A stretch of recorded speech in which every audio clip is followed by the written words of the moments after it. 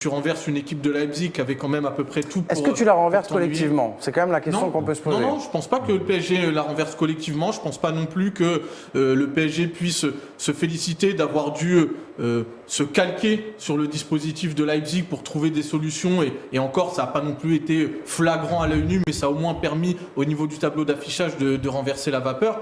Voilà, aujourd'hui, le PSG avance un petit peu à l'aveugle, nous avec. Mais pour le moment, tirer la sonnette d'alarme, je ne sais pas si ce serait pas un petit peu hâtif. Voilà, moi je suis dans cette exigence-là, bien sûr. J'espère que le PSG montrera un visage bien meilleur au fil de la saison. Mais pour le moment, et c'est malheureusement la vérité des saisons du PSG depuis un très long moment, tout ce qui se passe avant le mois de février est quasiment anecdotique. Et je me garderai bien d'être définitif et d'être formel avant qu'on arrive à ce qui représente en fait les vraies échéances.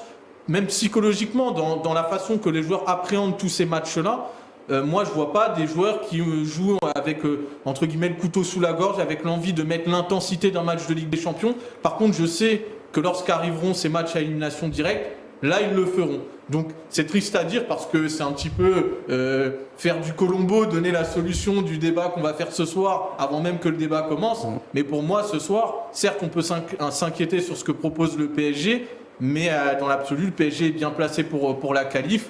Et à l'heure actuelle, à l'instant T de la saison, ça reste le plus important. Alors,